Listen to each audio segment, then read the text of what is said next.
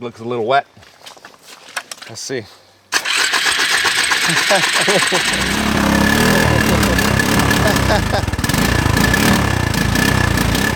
Doesn't sound so good. Hey everybody, thanks for joining me here at Power Mods. We're replacing the bearings, the seals in this Honda 300 Fourtrax rear differential. I'm going to show you exactly how we do it.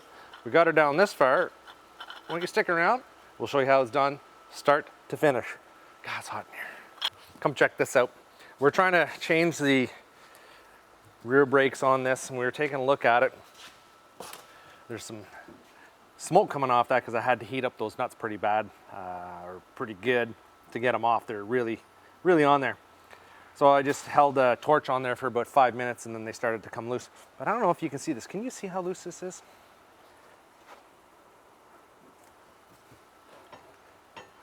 This whole rear bearing inside that brake drum must be just shot. I don't know if you can see that. It's wobbling. So we're gonna have to pull that out, and then I looked on this side here at the diff and the seal's blown out of that. So it looks like we're gonna have to pull the whole back end out of this, replace the seals. I'm thinking probably the whole rear end might need to be rebuilt as well, the rear diff. So, I don't know, let's get in there and take a look at it. I've never done this before, but we're gonna give it a try and see how she goes. See, is this loose still? Oh yeah, that thing, man, was tight. I had to put a pipe wrench on the shaft itself and then heat the bugger right up. And I let the oil sit on this for about the last 2 weeks. I'd hit it every once in a while. Well, we've got the kits for this, the bearing kits for the diff and this brake. We've got the brakes as well. It's all Bronco parts. Oh yeah, sure.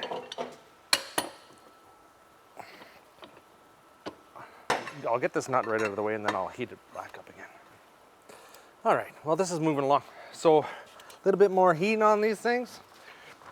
Good old pipe wrench. I know kind of mars things up a little bit, but this one actually didn't need heat. It came out, but 1,000 turns needed. I'm sure the bearings in that diff are gonna be toast. It's okay. We've got the Bronco rear diff rebuild kit. I think we're gonna have to use it.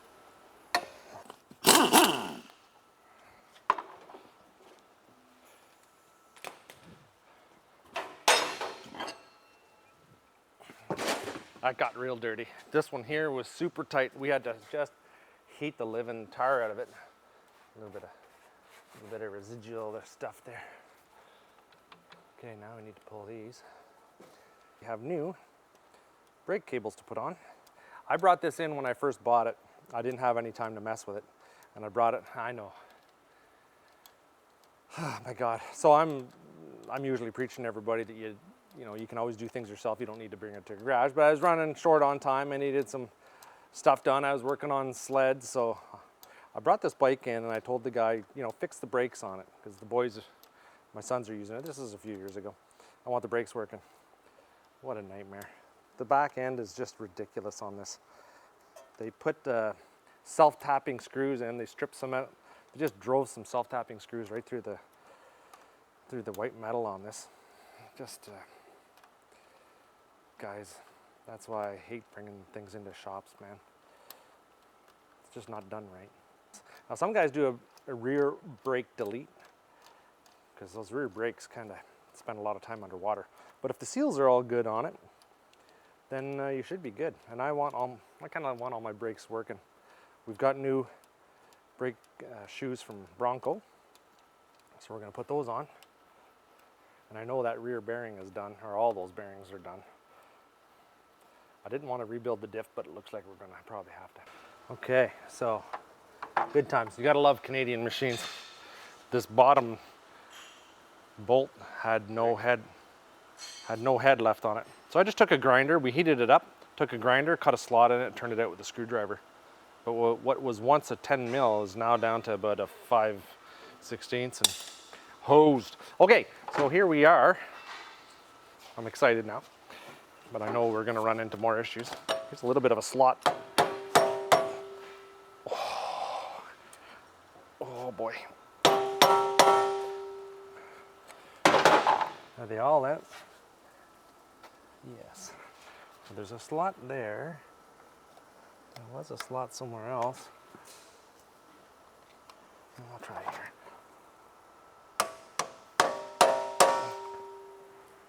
Oh, there we go. Oh boy, you're tight. Tight like a tiger. Oh, there we go. Oh yeah. Oh, that's just a cover. Look at the water in there. Okay. And here's our nuts. So there's a washer. So there's this large washer, small washer, 2 nuts. And one of them is a flange nut. And if we back over here, there are 2 big giant nuts right there. And should be a washer. Is that a washer? There's a washer right there. Now,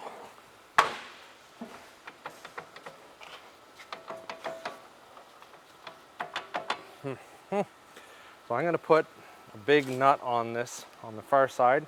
I'm going to try to drive it out this way. See how that works.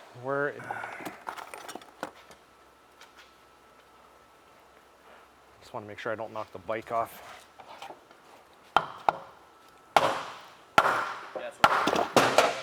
That did it, eh?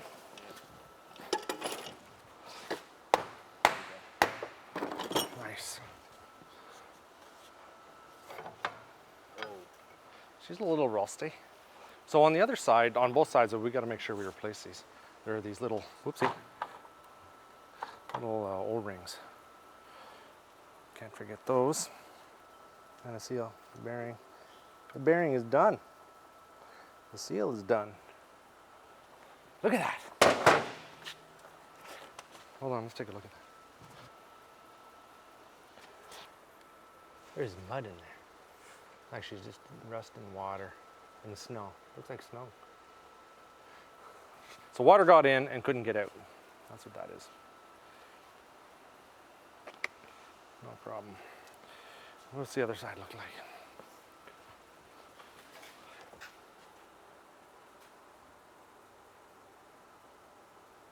I think we're going to pull that diff off.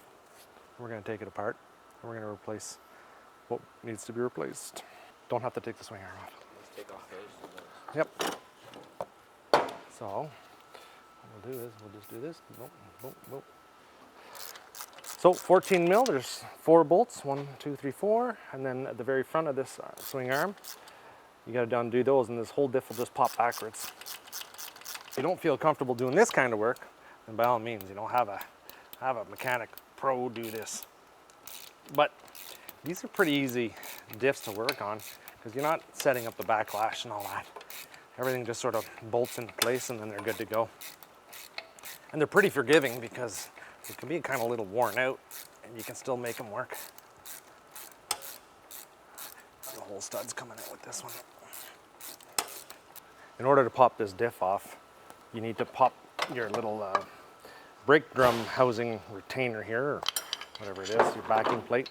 And then that will just move out of the way. And that looks like water dripping out of there. I don't know.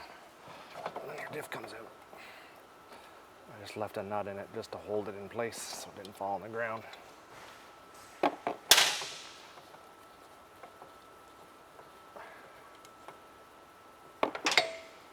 There you go.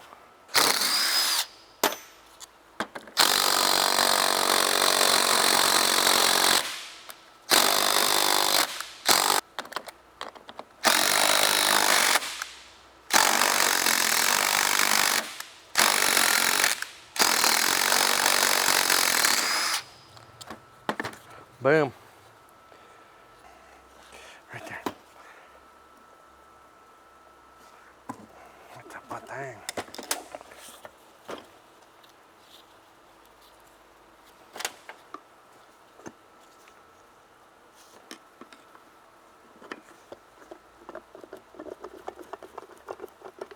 Come on, you.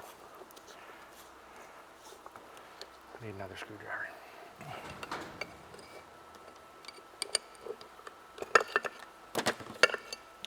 Oh yeah. There's a piece of weeds in there. Well, that bearing is toast.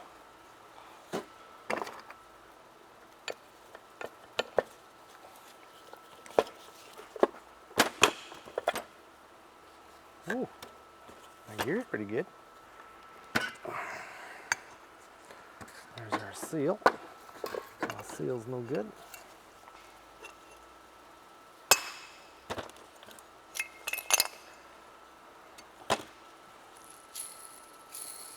That's not a good sounding bearing. Oh yes, on either side of this ring gear, there's washers. Make sure they go where they're supposed to. Kind of like little thrust washers. We'll do that there. Just found that.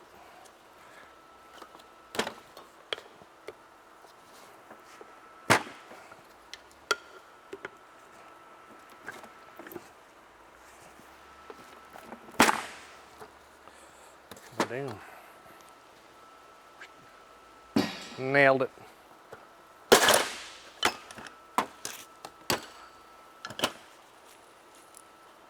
Oh. Huh. That's no good. Okay, we need to replace that bearing too.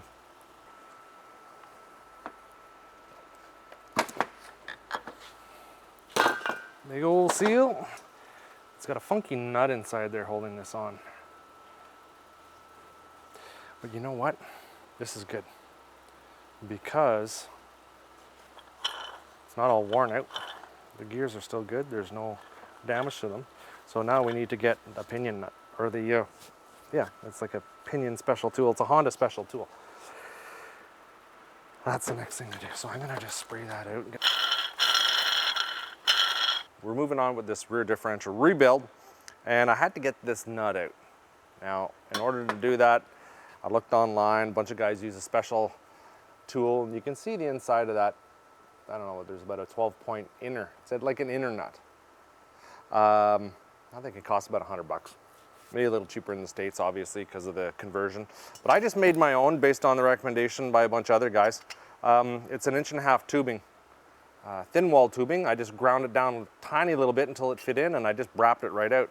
Welded a socket in the end, not a greatest job, but it just saved me $100, man. And it just popped right out. Now we need to get this little pinion gear out of there. All I'm gonna do is heat that up. Everybody does this. They look at the internet, they look at YouTube, they watch the videos. You guys are just doing that right now. They look at different ways to do things. The cheapest way to do things is the most efficient way to do things. And I'm just taking the torch up and I'm heating that soft aluminum kind of casing. I'm gonna loosen that bearing up there. And out came that. And I mean, that's kind of what should happen. It hasn't been rocking around in there, so that's a good thing. Nice. Now there's one more little bearing that's inside here. A little kind of collar bearing or whatever they call that. It's a needle bearing that's in there. And it's a bit of a bear to get out. So I'm gonna weld a bead around it and I'm gonna try to pull it out. Some guys drill in the back and whatnot. You can see that in there. Can you see it in there? Little tiny needle bearing.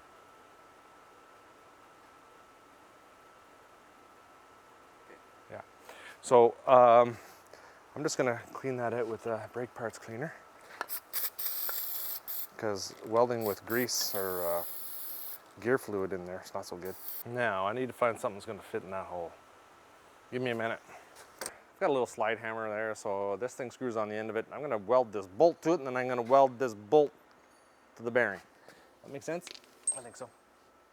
I think so. Of course I do all this on the floor, because that's how we roll here. Putting that bolt inside that bearing, I'm gonna weld the bolt to the bearing. Hopefully, a lot of times it'll sort of start to loosen up just based on the heat that's pounding through that thing. Watch your eyes, bud.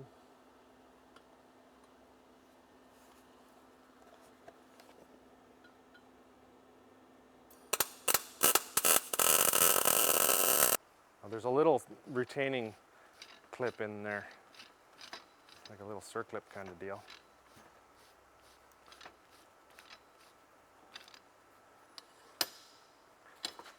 Wonder. That was tight. That's what we did. And that's why it was a little hard coming out, because I welded it on a bit of an angle. So I should have had a bolt that fit that hole exactly right. That's my bad. Let's get you out of there. There we go.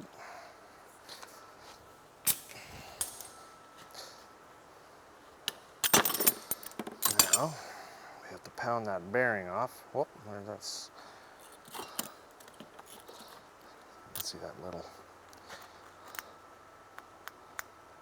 spline gear there, spline shaft on there, whatever that is.